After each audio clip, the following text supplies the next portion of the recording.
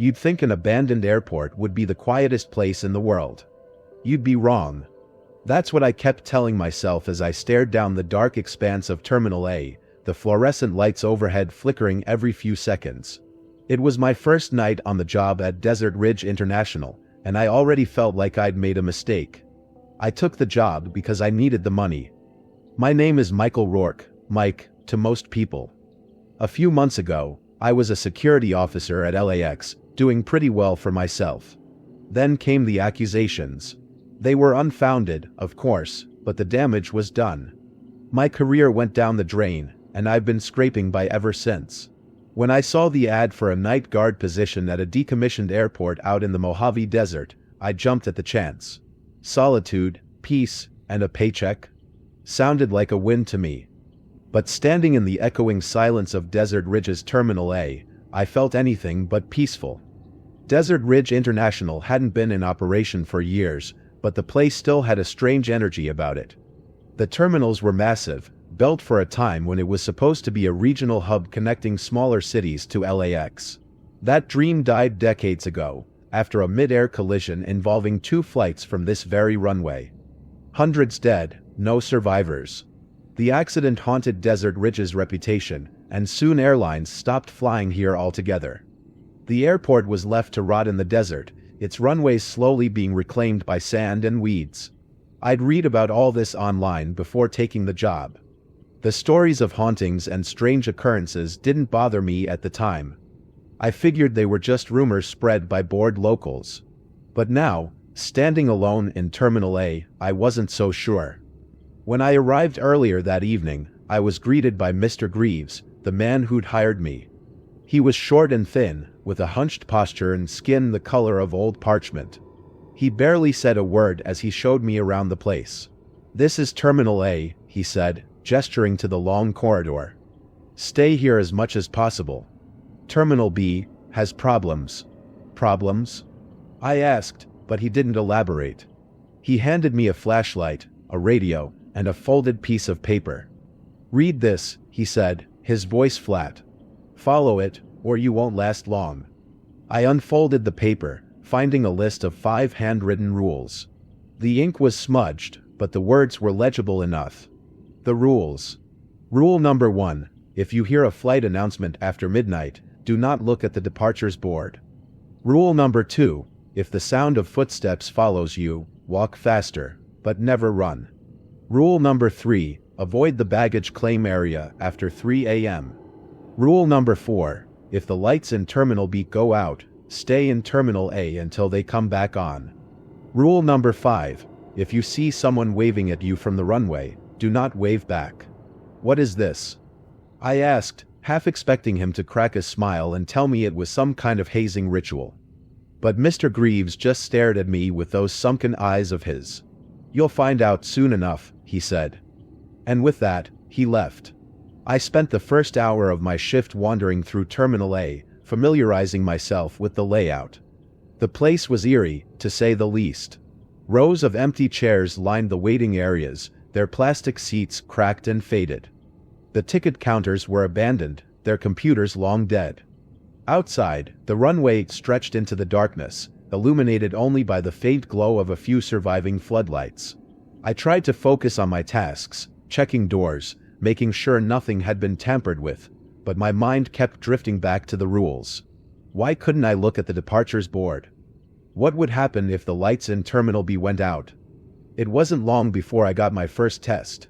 At exactly 12:05 a.m., the PA system crackled to life. I froze, staring up at the speakers as a tinny voice echoed through the terminal. "Attention, passengers," it said. "Flight 713 to Phoenix is now boarding at Gate 4. My stomach dropped.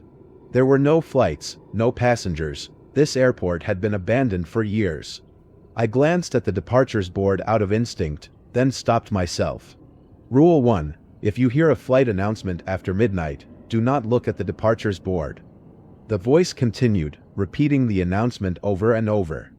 It was garbled, unnatural, like a recording played on a dying tape deck. I backed away, gripping my flashlight tightly. The voice cut off abruptly, leaving the terminal in silence. Then I heard it, the sound of footsteps. They were faint at first, coming from somewhere down the corridor.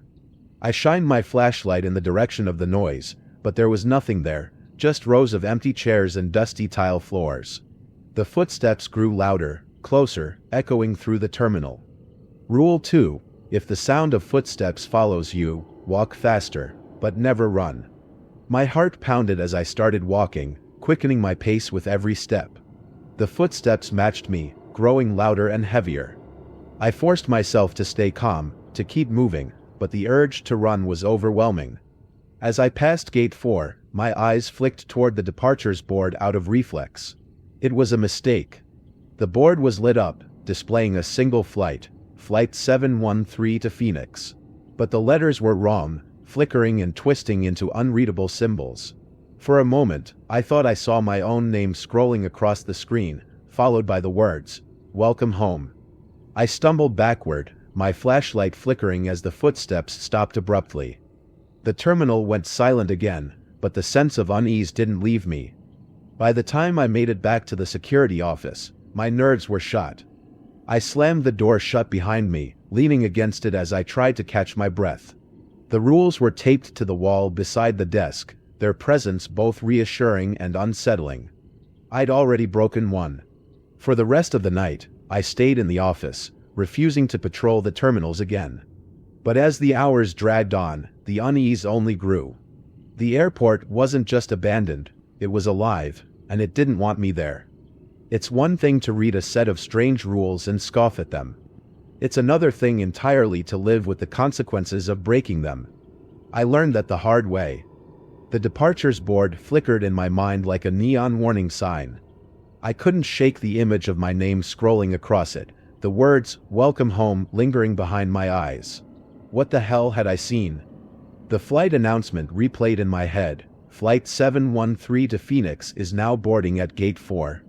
That voice, tinny, warped, had come from nowhere, like the sound had been waiting for me to arrive.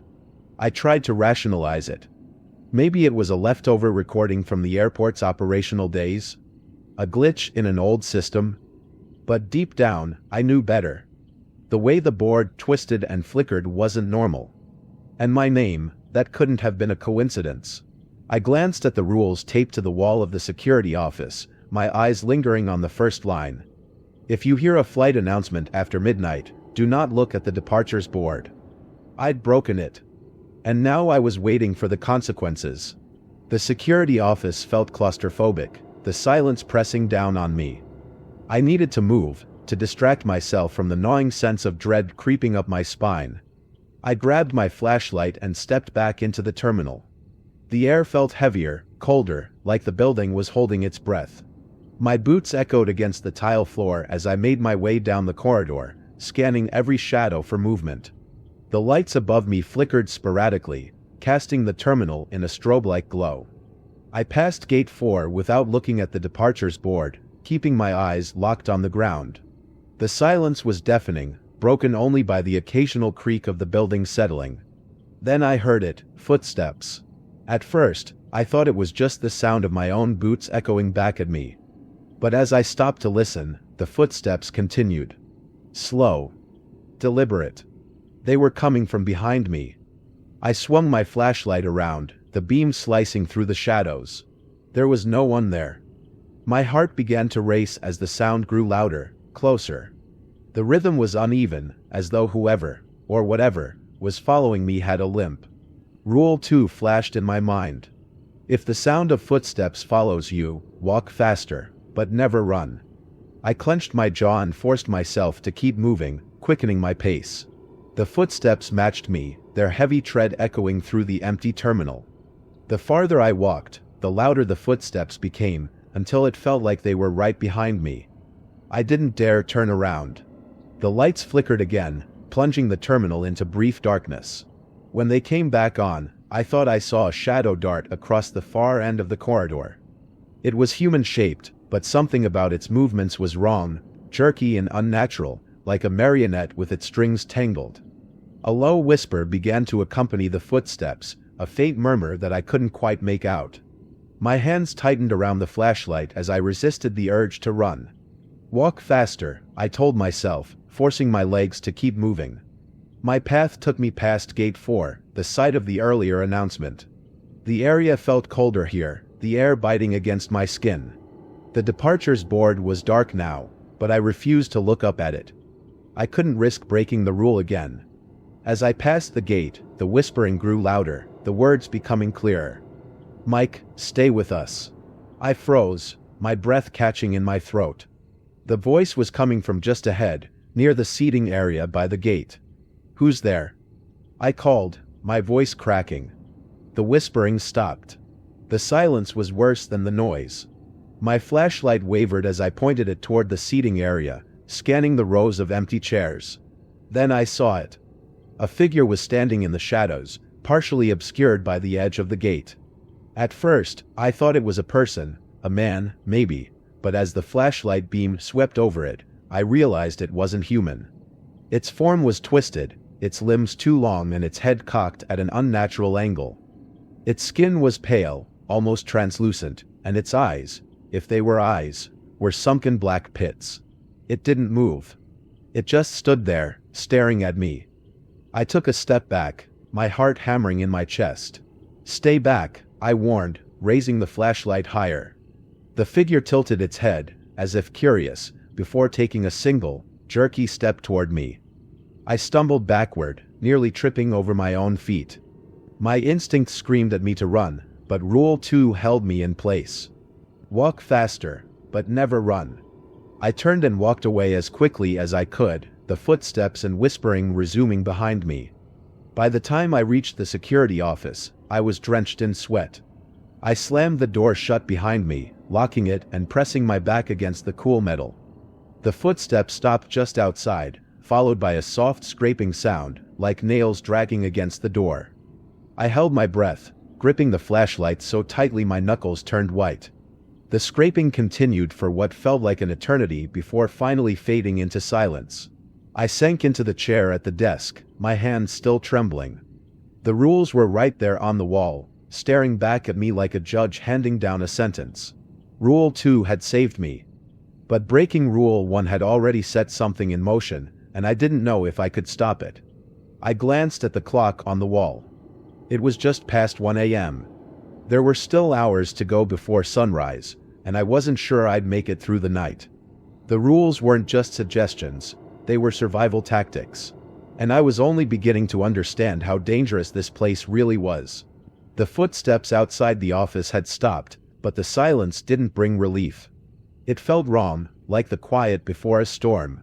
I sat in the chair, gripping the flashlight, and waited for something, anything, to happen. But nothing did. At least, not at first. It was 2:15 a.m. when I finally got up the nerve to check the monitors. The security cameras were old and grainy, the footage distorted with static that came and went. Most of the cameras were positioned throughout Terminal A, giving me a clear view of the empty gates, corridors, and waiting areas. I scanned through them, hoping to find an explanation for the footsteps and whispers. And then I saw it. On the feed for Gate 6, a man was standing in the middle of the corridor. He wasn't a shadowy figure or some supernatural entity, he was flesh and blood. The man wore a dirty hoodie and jeans, his face obscured by the hood. He wasn't moving, just standing there, staring directly at the camera. I leaned closer to the monitor, my pulse quickening. How the hell had someone gotten into the airport? As I watched, the man slowly raised his hand and pointed. Not at the camera, at me. I grabbed the radio, my voice shaking as I called Mr. Greaves. "There's someone in the airport," I said. "A man. He's at Gate 6. There was a long pause before Greaves finally responded, his voice calm but strained. "Stay in the office, Mike," he said. "Do not engage." "Are you kidding me?" I snapped. This guy could be dangerous. What if he's armed? "Mike," Greaves interrupted, his tone sharpening. "Listen to me. Stay in the office." The radio went silent. I stared at the monitor again, my stomach twisting. The man was gone. I couldn't just sit there. If someone was wandering the airport, I had to know what they were doing, and why. Against my better judgment, I grabbed my flashlight and stepped into the corridor. The air felt colder, the oppressive silence pressing down on me. The echo of my footsteps followed me as I moved cautiously toward Gate 6. I scanned every shadow, every corner, expecting the man to jump out at any moment. When I reached the gate, it was empty. But there was something on the floor, red writing scrawled across the tiles, like it had been scratched into the surface. Not alone. I heard the clinking sound before I saw him. It was faint, like metal tapping against metal, and it was coming from behind me. I turned slowly, the flashlight trembling in my hand. The man from the monitor was standing at the far end of the corridor, holding something shiny, a long, curved blade. "Hey!" I called, trying to sound braver than I felt. "Who are you? What are you doing here?" He didn't answer. Instead, he started walking toward me, his footsteps slow and deliberate. The blade glinted in the flashlight's beam. I backed away, my heart pounding. The man's pace quickened, his footsteps echoing louder as he broke into a run. Panic surged through me as I turned and sprinted back toward the security office. My boots slipped on the tile floor, the flashlight beam bouncing wildly. Behind me, I could hear his heavy breathing, the sound of the blade scraping against the walls as he chased me. I reached the office door, fumbling with the handle. The man was just a few feet away, his shadow stretching toward me like a predator's claw. With a final burst of adrenaline, I shoved the door open and slammed it shut behind me, locking it just as he reached it. The blade slammed against the metal, sending a jolt through the door. The man didn't speak, didn't shout. He just stood there, banging the blade against the door in a steady rhythm. I backed away, my hands shaking as I scanned the monitors. The camera outside the office showed his hooded figure, motionless except for the blade tapping against the door. Who the hell was he? The sound stopped suddenly. When I looked back at the monitor, the man was gone. The clock on the wall read 3 a.m. I didn't realize the significance until I glanced at the rules again. Avoid the baggage claim area after 3 a.m. A sinking feeling settled in my gut as I heard a distant noise, the hum of machinery. The conveyor belts in the baggage claim area were running. I knew I should stay in the office, but something pulled me toward the baggage claim. The conveyor belts were moving, their mechanical hum echoing through the empty space. Luggage rolled along the belts, though there hadn't been any passengers here in years. As I stepped closer, the air grew colder, my breath visible in the dim light. One of the bags tumbled off the conveyor, landing with a heavy thud at my feet. It was old, the leather cracked and covered in dust. Slowly, I reached down to unzip it. Inside was a pile of bones. The sound of the clinking blade returned, louder this time. I spun around, the flashlight beam sweeping across the baggage claim. The hooded man was standing at the far end, his blade dragging along the tile floor. "You shouldn't be here," he said, his voice low and gravelly. I backed away, my heart racing. "Who are you?" I demanded. "What do you want?" The man didn't answer. He just smiled, a slow, menacing grin that made my skin crawl. Then he lunged. I barely dodged as the blade swung toward me, the metal singing as it sliced through the air. The flashlight slipped from my hand, clattering to the floor. In the darkness, I scrambled backward, my hand searching for anything I could use to defend myself. The man loomed over me, his blade raised. Desperation took over, and I grabbed a piece of broken luggage from the floor, swinging it at his legs. He stumbled, giving me just enough time to grab the flashlight and bolt toward the exit. I didn't stop running until I was back in the office, slamming the door shut and locking it behind me. The monitors showed the man standing outside the baggage claim, his head tilted as if listening. Slowly, he turned and walked away, disappearing into the shadows. I sank into the chair, my chest heaving. This wasn't just an abandoned airport. It was a goddamn nightmare, and I was caught in the middle of it. The office felt like a sanctuary now, but I knew it wouldn't last. The rules had been clear: avoid the baggage claim after 3 a.m. I'd broken that rule, and though I'd barely escaped the hooded man, I couldn't shake the feeling that the worst was yet to come. I paced the small room, my mind racing. How did he get in here? Why was he targeting me?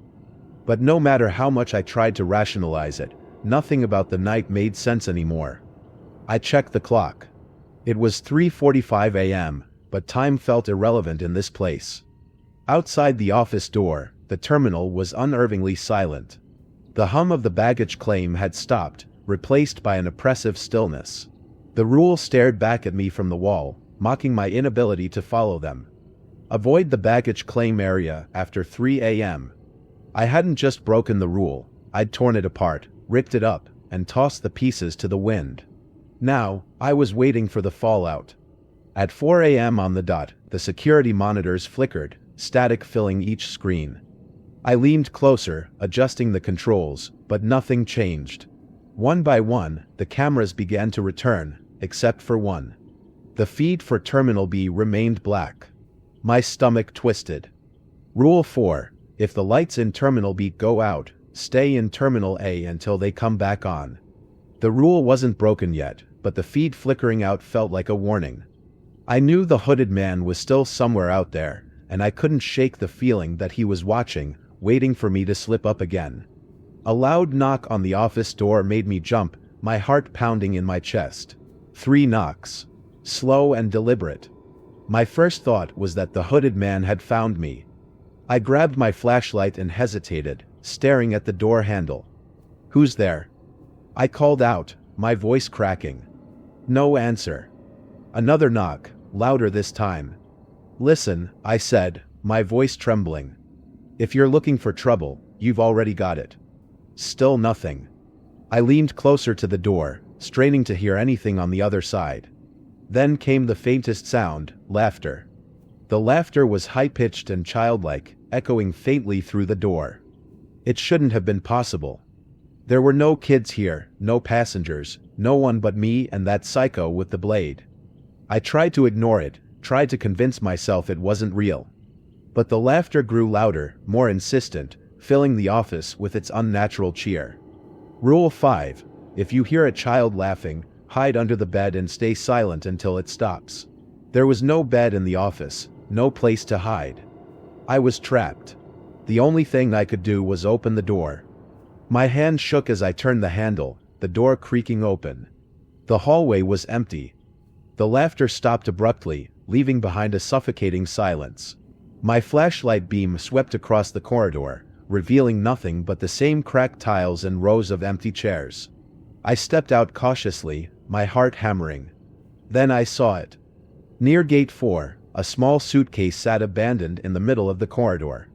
The suitcase looked normal, black, scuffed, and slightly worn. But something about it felt off, as if it didn't belong there. I approached it slowly, my flashlight trembling in my hand. The hairs on the back of my neck stood on end as I crouched down beside it. A part of me wanted to open it, to see what was inside. But another part, a louder, more terrified part, screamed at me to leave it alone. I reached out anyway, my fingers brushing against the handle. That's when the sound started. The suitcase began to rattle violently, the metal zippers clinking as if something inside was trying to escape. I stumbled back, my flashlight beam wavering. A low growl emanated from the suitcase, growing louder and more menacing. "Hell no," I muttered, backing away. The suitcase stopped rattling, falling silent. For a moment, I thought it was over, until the zipper began to slide open on its own. Darkness poured out of the suitcase like smoke, filling the corridor with an icy chill. The growling intensified, and a shadowy figure began to emerge. I turned and ran, sprinting down the corridor without looking back. My boots pounded against the tiles, the sound echoing through the terminal. As I neared the security office, I caught a glimpse of movement in the corner of my eye. The hooded man was back. He stepped out of the shadows, his blade gleaming under the flickering lights. "You're not leaving," he said, his voice low and gravelly. I didn't stop to respond. I threw myself into the office, slamming the door shut and locking it behind me. The monitors flickered again, and for the first time, I saw the man's face clearly. He wasn't just stalking me, he was playing with me, taunting me. The grainy footage showed him standing outside the office, tapping the blade against the glass. "Let me in," he said, his voice crackling over the radio. I muted the feed, my hands trembling as I paced the room. The rules were supposed to protect me, but breaking them had only made things worse. I glanced at the clock. It was nearing 5 a.m., but dawn still felt impossibly far away.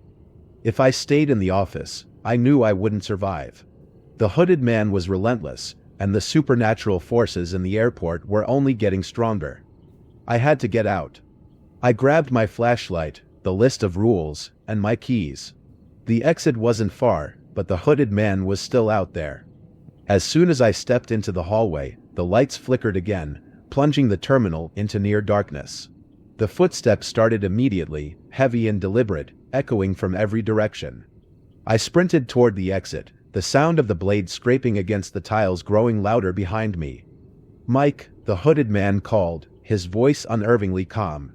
"You can't leave." "Not yet." I ignored him, my breath coming in ragged gasps as I neared the exit. The first rays of sunlight were visible through the glass doors. I pushed forward, my legs burning with exhaustion. The hooded man was close now. I could hear his breathing, feel his presence just behind me. As I reached the doors, I turned back one last time. The hooded man stood in the middle of the corridor, his blade hanging at his side. He didn't move, didn't speak. He just smiled. I burst through the doors and into the open air, collapsing onto the pavement. The warmth of the sun washed over me, and for the first time all night, I felt a flicker of hope. The hooded man didn't follow. He stood at the edge of the shadows, watching as I stumbled toward my truck. But as I climbed into the driver's seat, I noticed something sitting on the passenger side, a single piece of paper. The rules. The sun was a welcome sight, but it did little to ease my fear. I sat in my truck, gripping the wheel tightly, the folded rules sitting on the passenger seat like an unspoken threat. I hadn't left yet. I couldn't. The hooded man hadn't chased me into the light, but his grin haunted me. Something about the way he looked at me, like he knew I'd be back, made my stomach twist. I stared at the airport in the rearview mirror, its broken windows and crumbling facade illuminated by the morning light. What the hell had I gotten myself into? By the time I worked up the nerve to go back inside, the sun was high in the sky. I told myself it was safer now, that daylight would somehow make the place less terrifying. I wasn't sure if I believed it, but I had questions that only the airport could answer. I stepped through the main entrance, the echo of my boots breaking the uneasy silence. The terminals looked different in the light of day, less menacing but no less strange. The writing near Gate 4 was gone, the suitcase in the baggage claim area nowhere to be found. The airport had reset itself, as if the night's horrors had never happened. I decided to start in the maintenance room, a small, cluttered space I'd noticed during one of my patrols. The door was unlocked, the hinges creaking as I pushed it open. Inside, I found rows of shelves lined with rusted tools, dusty binders, and faded blueprints. A stack of old newspapers caught my eye, their edges yellowed with age. I flipped through them, my pulse quickening as I read the headlines. Mid-air collision kills hundreds, Desert Ridge flight disaster. Airport shuts down amid mounting ghost stories. Security guard disappears under mysterious circumstances. The articles painted a grim picture of Desert Ridge International. The mid-air collision in 1985 had been catastrophic, killing everyone aboard 2 flights. Investigators never determined the cause of the crash, but rumors of hauntings began almost immediately. Several employees had quit after reporting strange sightings, and at least 3 security guards had vanished without a trace over the years. Tucked between the newspapers was a handwritten journal, its leather cover cracked and brittle. The entries were written by someone named Alan, a former security guard, judging by the descriptions of his duties. The first few pages detailed mundane patrols and complaints about the isolation, but as I read on, the tone shifted. Entry, January 3, 1987. The rules are the only thing keeping me alive. I broke one last night, looked at the departures board after midnight. The faces I saw. I don't think they were human. I don't know how much longer I can do this. Entry, February 10, 1987. The footsteps are back. They're louder this time. I tried to hide in the maintenance room, but the knocking wouldn't stop. I don't think it's just the ghosts anymore. Someone is hunting me. Final entry, February 15th, 1987. She's here. I saw her in the reflection on the departures board. She was smiling. I can't stay here. I'm breaking the rules, and I don't care anymore. If I don't make it out, let this journal be a warning. The airport doesn't let you leave. I flipped to the back of the journal, finding one last message scrawled in shaky handwriting. Trust the rules. They're the only thing that will save you. My blood ran cold. Alan's journal confirmed what I already suspected. The rules weren't arbitrary. They were a lifeline. As I closed the journal, something caught my eye, a photograph tucked between the pages. It was black and white, showing a group of airport employees standing in front of the terminal. Most of the faces were smiling, but one stood out, the hooded man. He wasn't wearing the hood in the picture, but his face was unmistakable, sharp features, cold eyes, and that same unsettling grin. My hands trembled as I stared at the photo. How was he here? The picture looked like it had been taken decades ago. Was he even human? The rules about Terminal B had stuck with me since my first night. The way Greaves had warned me to avoid it, the flickering feed on the monitors, it all felt like a red flag. I made my way to the terminal, my footsteps echoing in the empty space. The lights here were dimmer, casting long shadows across the floor. The air felt colder, heavier, like I was walking into a different world. I found a door marked "Authorized Personnel Only" near the end of the terminal. It was slightly ajar, revealing a dark staircase leading down. My flashlight flickered as I descended, each step creaking under my weight. At the bottom, I found a room filled with old equipment, radios, headsets, and a map of the airport pinned to the wall. But what caught my attention was the altar. It was crude, made of stacked luggage and covered in strange symbols carved into the leather. Burned candles surrounded it, their wax pooled on the floor. At the center was a photograph, the same group photo I'd seen in Alan's journal. The hooded man's face had been scratched out, leaving deep gouges in the paper. The sound of footsteps echoed behind me, and I spun around, my flashlight beam darting across the room. The hooded man stood at the bottom of the stairs, his blade gleaming. "You weren't supposed to find this," he said, his voice low and calm. I backed away, my heart hammering in my chest. "Who are you?" I demanded. "What do you want?" He tilted his head, his grin widening. "This place doesn't let go," he said. "Not you, not me. We're both trapped here. But only one of us gets to leave." The hooded man lunged at me, his blade slicing through the air. I dodged, barely avoiding the attack, and sprinted back up the stairs. The sound of his footsteps followed me, growing louder with each step.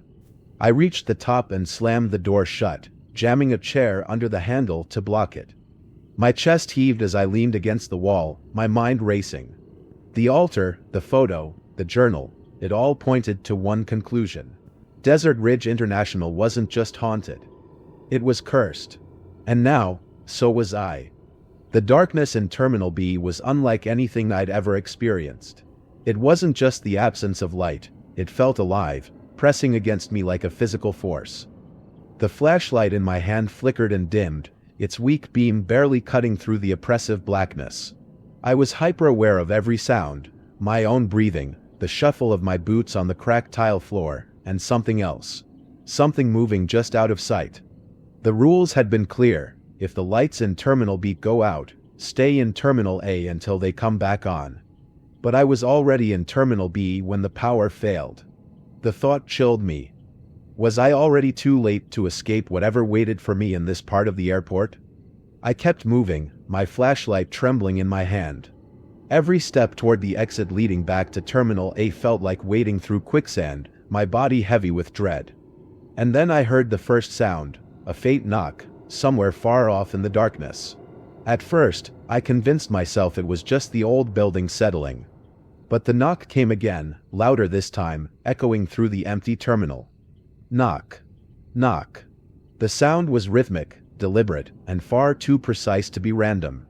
It seemed to come from everywhere at once, the acoustics of the cavernous terminal amplifying it into an unnatural drumbeat. My pace quickened as the knocks grew louder and closer. Knock. Knock. Who's there? I shouted, my voice cracking. The only response was more knocking, this time directly behind me. I whipped around, the flashlight beam dancing wildly across the rows of empty chairs. Nothing was there. But the knocking continued, moving with me as I stumbled forward, my breath coming in shallow gasps.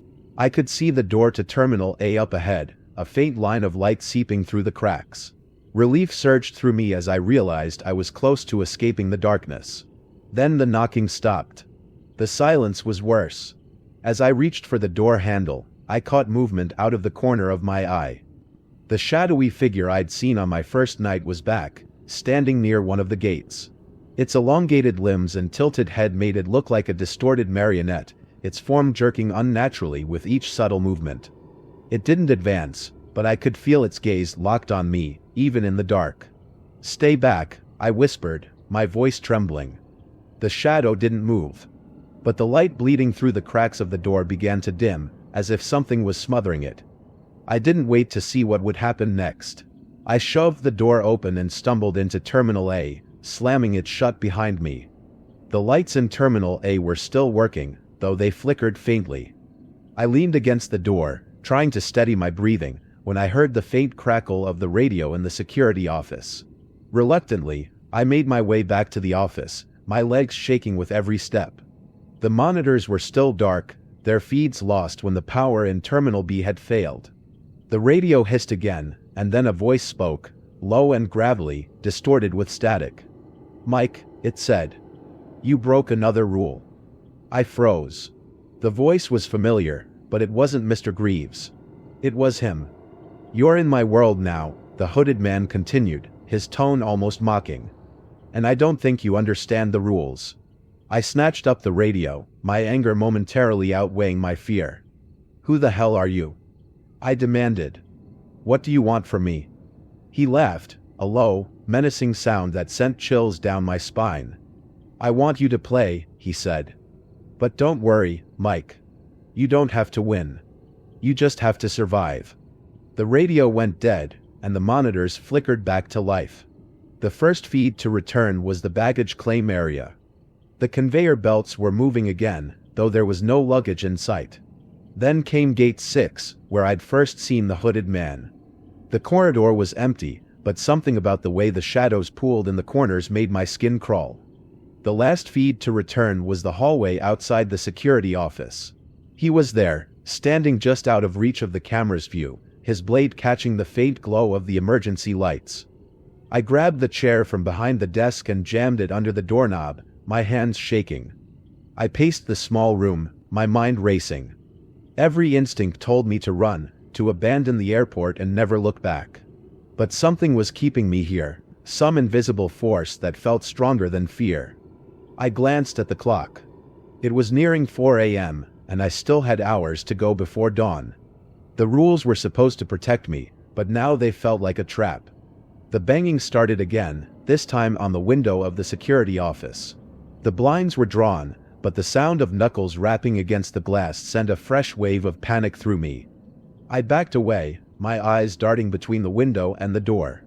Then came the knock at the door, slow and deliberate, followed by the faint scrape of the hooded man's blade against the metal.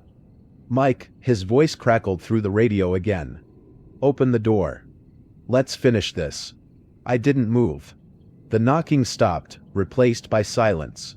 I stared at the door, half expecting it to burst open.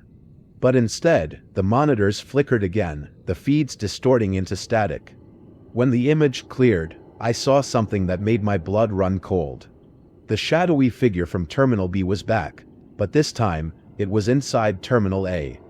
It moved toward the security office in its unnatural, jerky way, closing the distance with terrifying speed.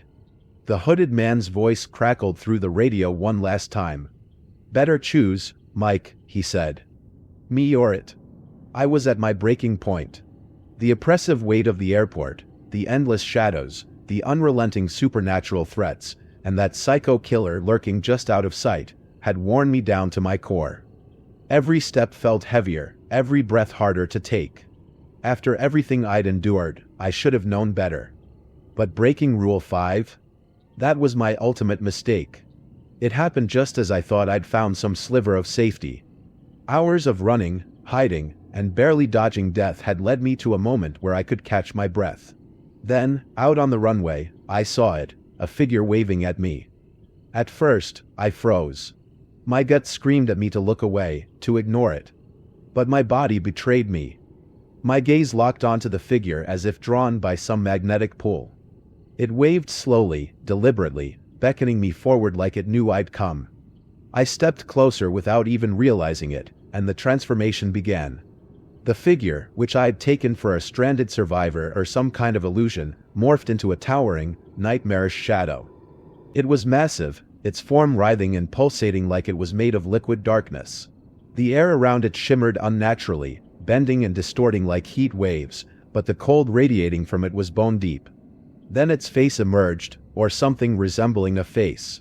Jagged, chaotic features formed from the void itself, and its eyes, if you could call them that, burned with a light that wasn't meant for this world. I stumbled back, terror clawing at my chest. The thing didn't care. It took a step forward, the distance between us vanishing as though space itself bent to its will. The ground under my feet throbbed like a heartbeat, vibrating with each pulse of its energy. The air whipped around me, the wind carrying a freezing chill that seemed to sink into my soul. This wasn't a ghost. This was something darker, older, something drawn by my mistake. I turned to run, but then I saw him. The psycho killer. He must have been lurking in the shadows, waiting for his chance, and now he had it. His knife gleamed in the faint light from the runway as he stepped out of a doorway in the terminal. He saw me, and I saw him. His grin was wide, unhinged. He sprinted toward me, and I felt my stomach drop. I was trapped. Trapped between the killer's brutal reality and the shadow creature's incomprehensible horror. My chest tightened, my pulse roaring in my ears as I tried to decide which nightmare to face. Desperation drove me forward. I ran for the control tower, the one place that felt like it might give me an edge. I reached the entrance, slammed the door shut behind me, and scrambled up the stairs 2 at a time. My legs burned, but I didn't stop until I reached the emergency broadcast system.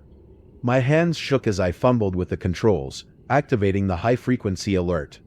The sound tore through the air, a deafening, piercing screech that vibrated the walls and rattled my teeth.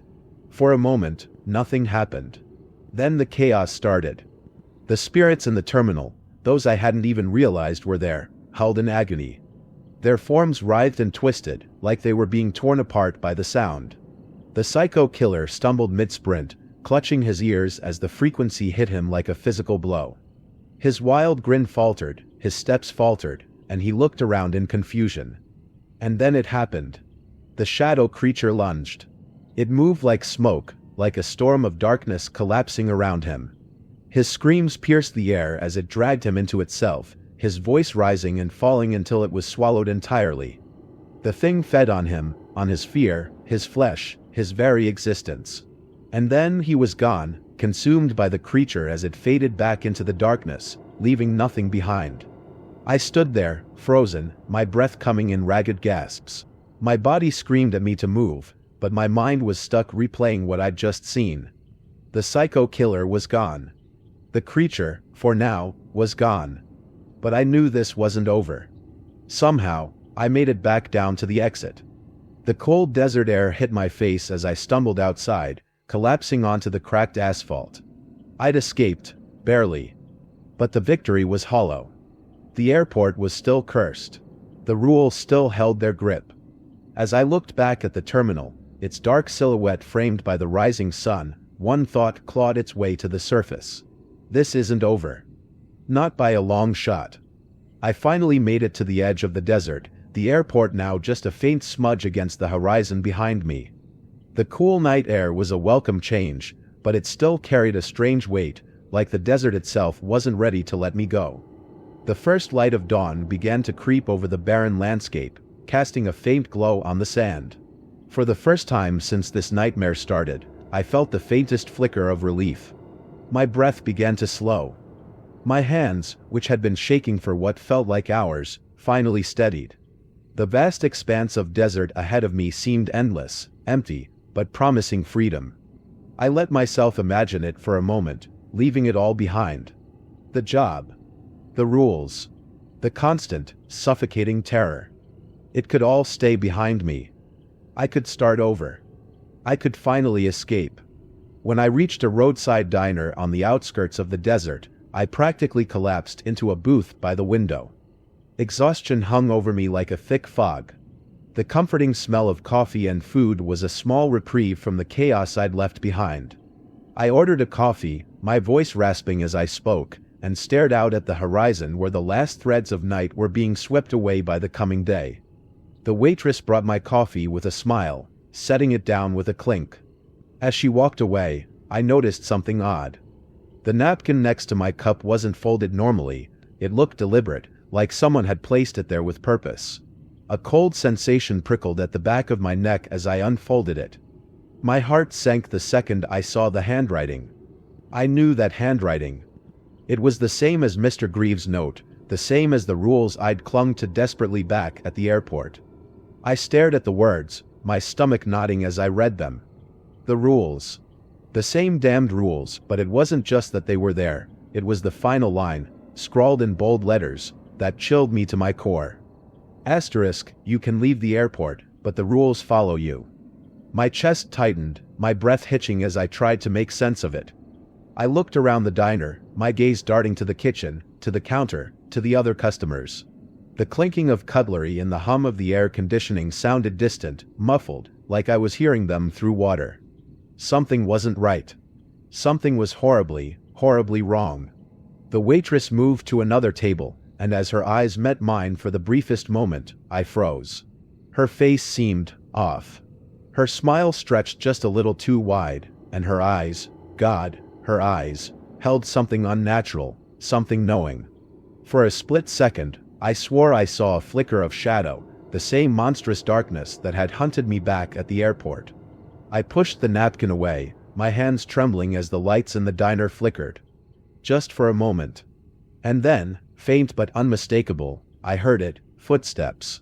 Soft, deliberate, coming from behind me. I whipped around, my heart pounding so hard I thought it might burst, but the diner was empty. No one stood near me. No one was behind me. Still, the sound didn't stop. The footsteps continued, growing louder, closer, as if something unseen was moving toward me. I stood, my instincts screaming at me to run, but I couldn't shake the grip of cold fear in my chest. The napkin's words echoed in my mind, louder than the pounding of my pulse. The rules weren't tied to Desert Ridge International. They were tied to me, asterisk asterisk. Whatever darkness had infected that airport, whatever terror had bound me there, wasn't done. It wasn't bound to that desolate place. It had followed me. It would always follow me. As I stood there, frozen in place, the realization hit me like a hammer, the airport was never the true prison. The rules, the terror, the shadow, they weren't tied to a location. They were part of me now, woven into my very existence. And no matter where I went, no matter how far I ran, they would never let me go. The footsteps behind me grew louder. Closer. I didn't dare turn around again. Instead, I stepped out of the booth and toward the door, every nerve in my body on edge. The diner's lights flickered once more as I reached for the handle. And just before I opened the door, I swore I felt something brush against my shoulder, a faint, icy touch that made my blood run cold. The rules had followed me.